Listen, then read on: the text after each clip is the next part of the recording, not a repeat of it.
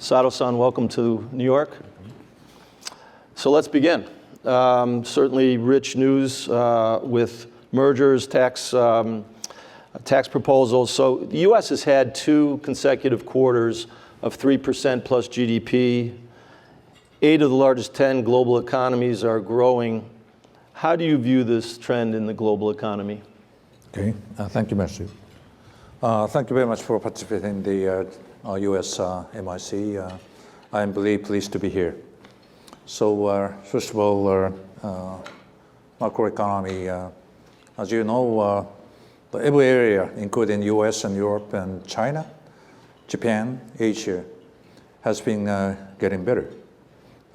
In terms of the U.S. economy, compared to the last quarter, plus 3% annual growth, and in Europe, the same term, 2.5% growth compared to the last quarter. I think the country who recorded the quite highest price of the stock market in global basis, 11 countries in developing countries and 20 countries in emerging markets. So having said that, the global economy is quite in good shape.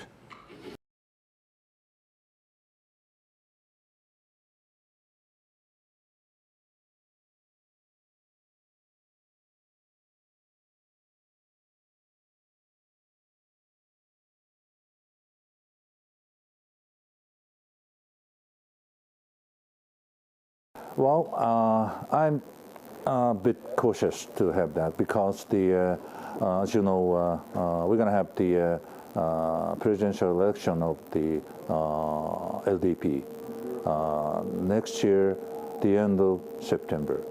And also, Abe administration has to increase the consumption tax at October of next year. So which means that Mr. Abe would like to keep the stimulation of the Japanese economy.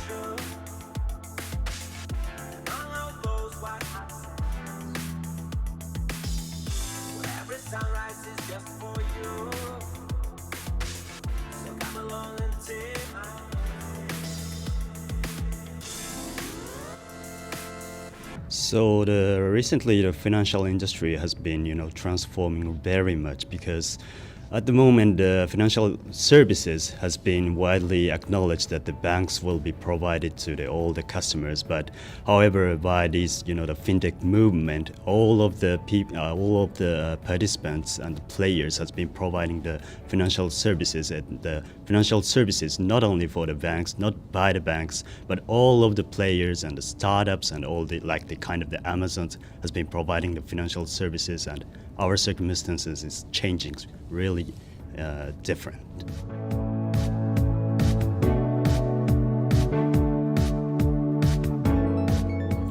So we're now aiming to not only providing the financial services, but moreover, we're going to provide much more outside of the financial services, like supporting the companies by non-financial services. It's kind of the consulting services or like the subscription model. So what we're facing now is that we're going beyond the financial industry. So we need to collect all of the data of the other industries. But however, right now we do not have the channels for capturing the other data from the other industries. So we're now struggling to how we could create the new channels to gather all of the industry's data, and then we're going to provide the new business model that never financial services has been done before. Hi, my name is Kojiro Shizuka, and I'm a Managing Director in Banking Coverage Management in New York.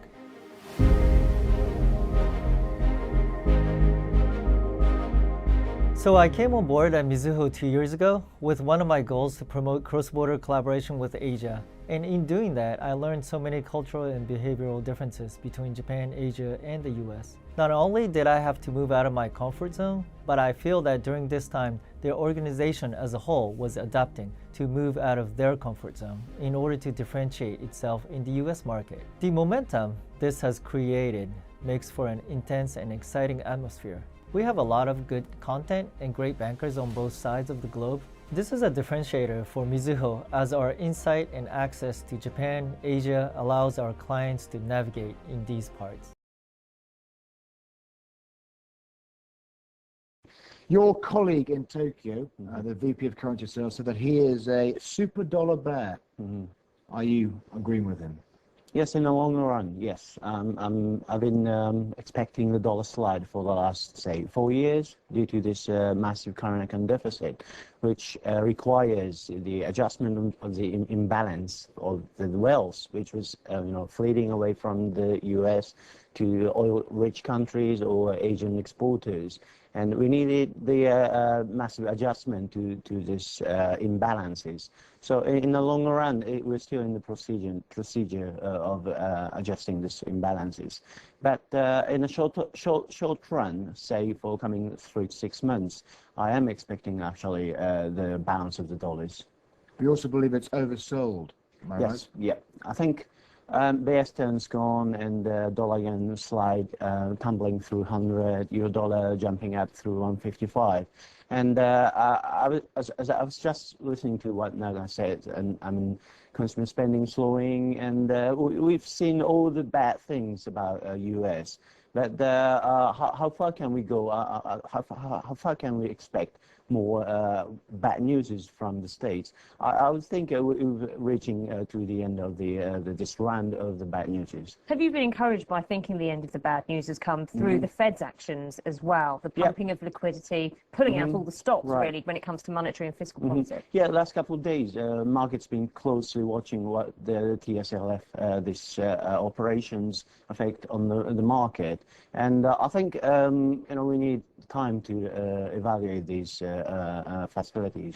But I think the market's been taking it rather well. What is the BOJ's message from what you've seen from the headlines so far? Is there a tilt at least towards the downside here when it comes to where policy might be going? Well, actually, Japan's economy has been weak in manufacturing sector, but overall, consumption and also fixed investment has been quite resilient. So overall, I don't think we are nowhere near recession, and BOJ acknowledged that. But at the same time, there are a lot of downside risks, particularly around global economy. One of them is obviously a China-US trade issue, and also some other political tensions heightened.